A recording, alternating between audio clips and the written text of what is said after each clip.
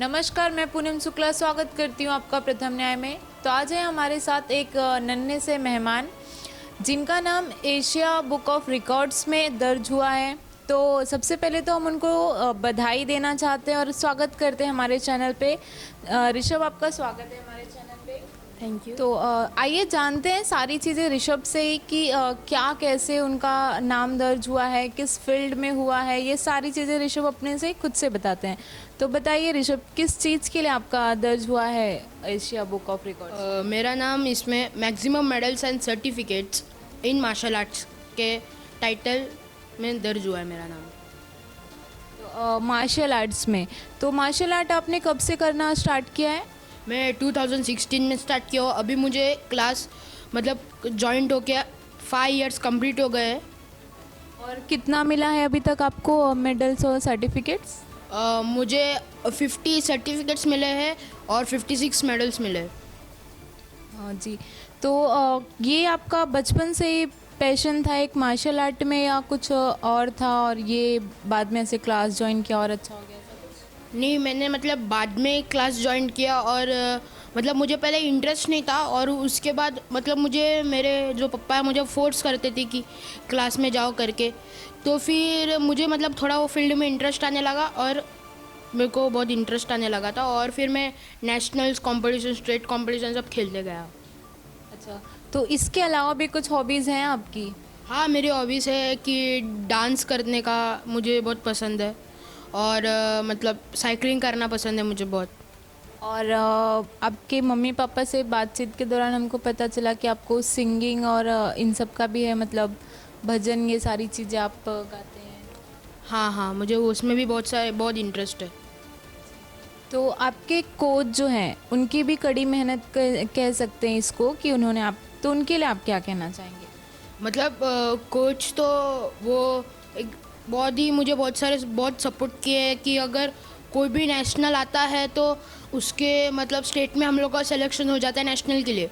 फिर नेशनल होने के लिए 2 महीना या 3 महीना बचता है, तो 3 महीने में कोई दूसरे क्लास में भी हम लोगों को बुलाते हैं। नहीं तो फिर अगर दूसरा क्लास भी नहीं रहेगा और अगर हम लोगों को कोई अलग अलग जगह में बुलाते हैं और हम लोग का प्रैक्टिस लेते हैं। तो आपके कोच के बारे में कुछ बताना चाहेंगे? विनोद कदम सर के बारे में आप कुछ बताना चाहेंगे? मैं उनका बहुत ही धन्यवाद करना चाहता हूँ। उनके कारण मैं अभी ये वाले मुकाम को हासिल कर चुका हूँ, क्योंकि अगर उन्होंने अगर ऐसा ही प्रैक्टिस नहीं लिया रहता तो आज मैं ये मुकाम नहीं हासिल कर सकता था। क्योंकि अगर कोई नेशनल रहेगा वहाँ पे अगर मुझे गोल्ड मेडलिस्ट होना है तो वही मुझे हेल्प करते थे कि ऐसा आज ये आपको टेक्निक यूज़ करना है, ऐसे टेक्निक से खेलोगे तो आपको गोल्ड मेडल मिल सकता है।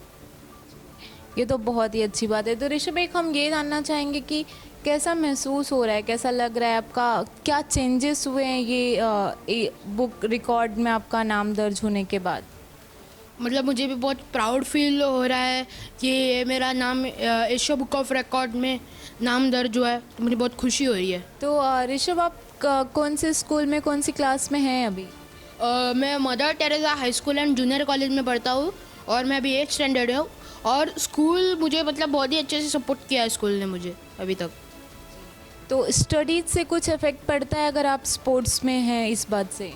इफेक्ट पड़ता है अगर पूरा एक वीक पूरा स्टडी हो जाता है और सैटरडे संडे क्लास होता है, तो पूरे वीक में तो अगर मुझे स्टडी से भी कभी टाइम मिल जाता है तो कभी हम लोग प्रैक्टिस कर लेते हैं। और स्टडी से थोड़ा इफेक्ट पड़ता है कि प्रैक्टिस भी रहता है और स्टडी को भी एक साथ लेकर चलना है, तो थोड़ा इफेक्ट पड़ता है उसमें भी।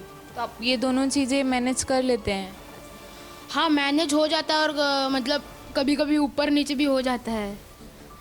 तो मार्क्स पे इससे कुछ असर आता है? मार्क्स पे तो ऐसा असर नहीं आता, एक अच्छा मार्क्स आ जाता है, पर कभी कभी ऐसा भी हो जाता है कि कभी कभी हम लोगों को अगर कोई कंपटीशन भी जाना रहेगा, कोई एग्ज़ाम छूट भी जाता है हम लोगों का। तो स्कूल इस चीज़ को लेके कॉर्पोरेट करता है आपसे? हाँ, स्कूल एकदम फुल्ली कॉर्पोरेट करता है इसके लिए। ये बहुत ही अच्छा है। तो हम ये जानना चाहेंगे कि आपका रोल मॉडल कौन है? मेरा रोल मॉडल है करण पवार। तो ऋषभ, ये जो मार्शल आर्ट है इस फील्ड में सरकार से कोई मदद मिलती है फाइनेंशियली या किसी भी तरह का? मेरा यही सरकार से बोलना है कि जो जिनको अगर इंटरेस्ट रहता है वो खेलते, वो स्टेट तक सेलेक्ट हो जाते, फिर नेशनल में भी सेलेक्ट हो जाते। और जब भी इंटरनेशनल होता है तो उसमें हम लोगों को फाइनेंशियली उतना ही स्ट्रांग रहना पड़ता है। तो गवर्नमेंट ऐसे जो मिडिल क्लास जो फैमिली है, जो मिडिल क्लास फैमिली से बिलोंग करते हैं, तो उनके पास वो इतने फाइनेंशियली स्ट्रांग नहीं रहते, तो गवर्नमेंट उनको फाइनेंशियली हेल्प करना चाहिए, क्योंकि वो इंटरनेशनल लेवल पे खेलने जा रहे हैं ना। तो उनको गवर्नमेंट से यही कहना है कि इंटरनेशनल जो लेवल में जो बच्चे लोग खेलते हैं, जो नेशनल से सेलेक्ट होकर इंटरनेशनल लेवल पे खेलते हैं और जो मिडिल क्लास फैमिली से बिलोंग करते, तो उनको गवर्नमेंट फुल्ली सपोर्ट करना चाहिए। ऋषभ, आपसे बात करके बहुत अच्छा लगा। Thank you so much and congratulations once again. Thank you. तो आइए जानते हैं उनके माता पिता से, थोड़ा बात करते हैं कि उन्हें कैसा लग रहा है। उनके बेटे का नाम एशिया बुक्स ऑफ रिकॉर्ड में आया है, तो उन्हें कैसा लग रहा है। तो सर, हम आपसे जानना चाहेंगे कि आपको कैसा महसूस हो रहा है, आपके बेटे ने इतनी छोटी सी उम्र में इतना नाम कमा लिया इसके लिए। मुझे बहुत खुश हो रहा है, मेरा लड़का ने ये उम्र में एशिया बुक ऑफ रिकॉर्ड में नाम दर्ज कराया। इसको और भी मैं आगे बढ़ाएगा और भी मैं कोशिश करेगा आगे बढ़ने की। सर, तो एक ये हमारे मन में जो है उठ रहा है सवाल कि बाकी जो माता पिता होते हैं जिनके बच्चे रहते हैं, वो उनके ऊपर एक दबाव बनाते रहते हैं कि पढ़िए पढ़िए पढ़िए।